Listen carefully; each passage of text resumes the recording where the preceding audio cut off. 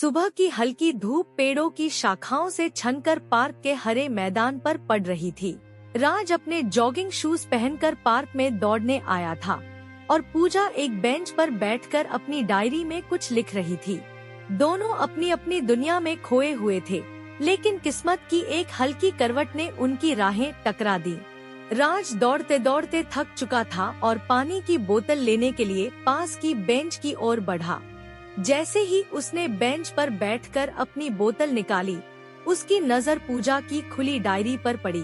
उसमें लिखी कविताओं की कुछ पंक्तियां साफ साफ पढ़ी जा सकती थी। तुम्हारी लिखावट बहुत खूबसूरत है, राज ने मुस्कुराते हुए कहा। पूजा ने अचानक नजरें ऊपर उठाईं। वह थोड़ी चौंकी, फिर मुस्कुराते हुए बोली, धन्यवाद। वैसे ये सिर्फ लिखावट नहीं है, ये मेरी सोच है। तो तुम कविताएं लिखती हो? राज ने पूछा। उसकी आवाज में दिलचस्पी झलक रही थी। हाँ, बस यूं ही, जब मन करता है तो कागज पर उकेर देती हूँ, पूजा ने हल्के से जवाब दिया। क्या मैं पढ़ सकता हूँ? राज ने झिझकते हुए पूछा। पूजा कुछ पल सोचती रही, फिर उसने डायरी उसकी ओर बढ़ा दी। राज ने कुछ पंक्तियां पढ़ी और तुरंत प्रभावित हो गया। तुम्हारी लिखी हुई कविताएं तो जैसे किसी की जिंदगी का सच बयान कर रही हैं। क्या तुमने इन्हें कभी छपवाने के बारे में सोचा है? नहीं, ये बस मेरे लिए हैं, पूजा ने शर्माते हुए कहा। लेकिन इन्हें और लोगों तक पहुंचाना चाहिए। राज की आवाज में जोश था। धीरे धीरे दोनों की बातचीत गहराई पकड़ने लगी। राज ने बताया कि वह एक लेखक बनने का सपना देखता है, लेकिन अब तक किसी को यह बात नहीं बताई थी। पूजा ने भी अपने जीवन के कुछ पहलुओं को साझा किया, जो उसने शायद किसी से पहले कभी नहीं कहे थे। उस दिन से हर सुबह दोनों पार्क में मिलने लगे। कविताओं और कहानियों का यह सिलसिला उनकी दोस्ती को नई ऊंचाइयों तक ले गया। उनकी मुलाकात एक साधारण दिन में हुई थी, लेकिन उस मुलाकात ने दोनों की जिंदगी को असाधारण बना दिया और इस तरह राज और पूजा की कहानी का पहला पन्ना लिखा गया। आगे की कहानी का हर शब्द उन्होंने मिलकर लिखा। सुबह की मुलाकात के बाद राज और पूजा की जिंदगी एक अजीब से मोड़ पर आ चुकी थी। उनकी कविताओं और कहानियों में अब भावनाओं का गहरापन आ गया था। हर मुलाकात में दोनों एक दूसरे को और करीब से जानने लगे थे, पर दोनों के दिलों में एक अनकहा सा रहस्य भी छुपा था, जिसे वे खुलकर साझा नहीं कर पा रहे थे। एक दिन पूजा ने अचानक राज से कहा, मुझे कुछ समय चाहिए, मैं तुम्हें कुछ बताना चाहती हूँ, लेकिन अभी नहीं। राज ने थोड़ा हैरान होकर पूछा, क्या हुआ? क्या मुझसे कोई गलती हुई? पूजा ने उसकी तरफ देखते हुए कहा, नहीं, बस कुछ चीजें हैं जिन्हें पहले मुझे खुद से समझना है। राज ने उसे समय देने का फैसला किया, लेकिन उसके दिल में अजीब सी बेचैनी थी। कुछ दिन बाद राज ने अपने दोस्त की पार्टी के लिए एक 5 स्टार होटल में जाना तय किया। वह जानता था कि यह पार्टी उसे पूजा की कमी को भूलने में मदद नहीं कर सकेगी, लेकिन वह फिर भी गया। पार्टी की चमचमाती लाइट्स और शोरगुल में भी राज का मन कहीं और था। उसी दौरान उसने अचानक पूजा को होटल की लॉबी में देखा। उसने लाल रंग की साड़ी पहन रखी थी और किसी से फोन पर बात कर रही थी। राज को अपनी आंखों पर यकीन नहीं हुआ। वह यहाँ क्या कर रही है? उसने मन में सोचा। पूजा की निगाहें राज पर नहीं पड़ी। वह जल्दी जल्दी सीढ़ियों की ओर बढ़ी और एक कमरे में जाकर गायब हो गई। राज ने उसे रोकने की कोशिश नहीं की, लेकिन उसकी उत्सुकता अब बढ़ चुकी थी। कुछ देर इंतजार करने के बाद राज ने हिम्मत जुटाई और उस कमरे का नंबर नोट कर लिया। वह सीधा रिसेप्शन पर गया और किसी बहाने से पता लगाया कि पूजा ने वह कमरा अपने नाम पर बुक किया था। राज ने कमरे के दरवाजे पर दस्तक दी। अंदर से पूजा की आवाज आई, कौन है? मैं हूँ, राज। दरवाजा खोलो। पूजा ने दरवाजा खोला। उसकी आंखों में हैरानी थी। तुम यहाँ क्या कर रहे हो? यह सवाल मुझे तुमसे पूछना चाहिए, राज ने कहा। तुमने मुझसे कहा कि तुम्हें कुछ समय चाहिए और अब मैं तुम्हें यहाँ देख रहा हूँ। क्या चल रहा है? पूजा कुछ पल के लिए चुप रही, फिर उसने दरवाजा बंद किया और कहा, अंदर आ जाओ, मैं तुम्हें सब बताती हूँ। राज अंदर गया। कमरे में एक छोटा सा बैग रखा था और पूजा की डायरी खिड़की के पास पड़ी थी। कमरे की खामोशी में एक अजीब सा रहस्य छिपा था। राज, पूजा ने कहा, मुझे तुमसे कुछ छिपाने की जरूरत नहीं है, लेकिन यह कहानी आसान नहीं है।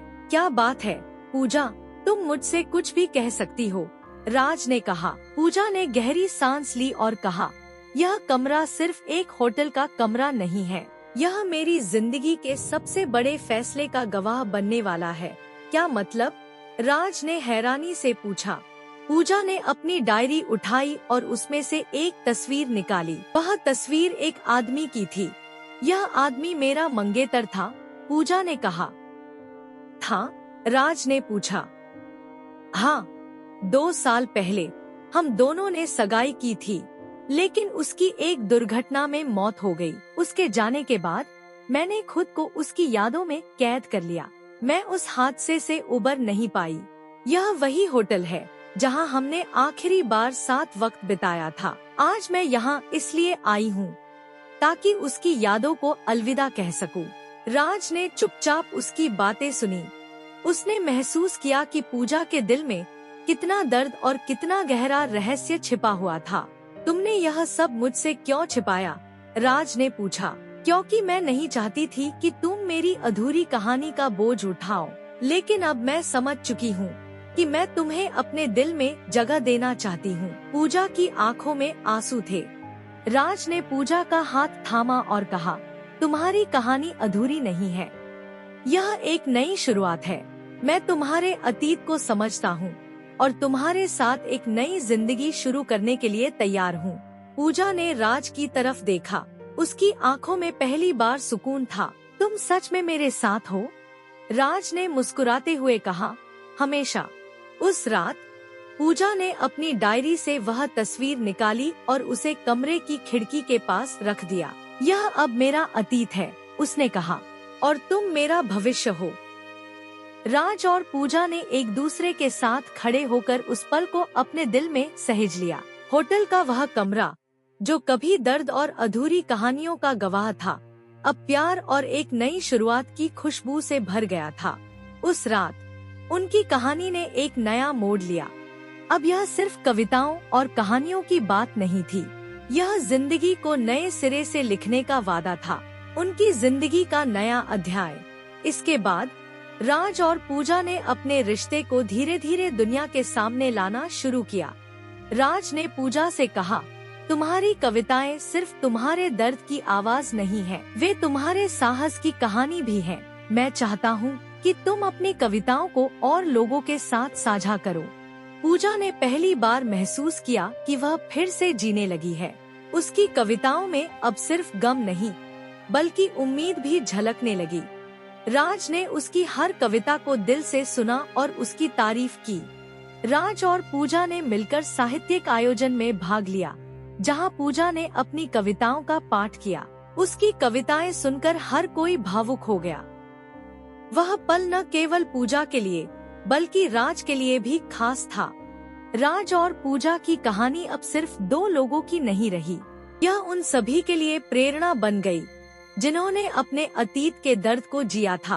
पूजा ने अपनी कविताओं के माध्यम से यह संदेश दिया कि हर दर्द के बाद एक नई सुबह होती है, और राज ने अपने प्यार से यह साबित किया कि सच्चा प्यार हर जख्म को भरने की ताकत रखता है। राज और पूजा का प्यार अब कविताओं से बढ़कर एक जीवन का रूप ले चुका था। दोनों ने मिलकर अपनी जिंदगी को एक नई दिशा दी और साथ में एक ऐसा सफर शुरू किया जो न केवल उनकी कहानी थी, बल्कि हर उस दिल की आवाज थी जो प्यार, विश्वास और नई शुरुआत का इंतजार कर रहा था। राज और पूजा ने अपने रिश्ते में नई ऊंचाइयों को छूना शुरू किया। एक दिन पूजा ने राज से कहा, तुम जानते हो, जब मैं तुमसे पहली बार मिली थी तो मुझे लगा था कि तुम बस एक अच्छे लेखक हो, लेकिन आज मैं समझती हूँ कि तुम सिर्फ एक लेखक नहीं, बल्कि एक ऐसा साथी हो जिसने मुझे फिर से जीना सिखाया। राज ने हंसते हुए कहा, और मैं सोचता था कि तुम सिर्फ एक अद्भुत कवयित्री हो, लेकिन अब मुझे पता चला है कि तुम मेरे दिल की धड़कन हो। उनकी जिंदगी में हर दिन नई कहानियाँ जुड़ती जा रही थी। राज ने पूजा के लिए एक सरप्राइज ट्रिप की योजना बनाई। यह ट्रिप उन दोनों के लिए खास थी, क्योंकि यह उनकी शादी से पहले का आखिरी सफर था। राज और पूजा ने अपनी इस यात्रा को खूबसूरत बनाने में कोई कसर नहीं छोड़ी। वह ट्रिप उनके जीवन का सबसे यादगार पल बन गया। पहाड़ों की ठंडी हवाओं में, झील के किनारे और सूरज की किरणों के बीच उन्होंने अपने प्यार को एक नई गहराई दी। राज ने पूजा के लिए अपनी लिखी एक कविता सुनाई।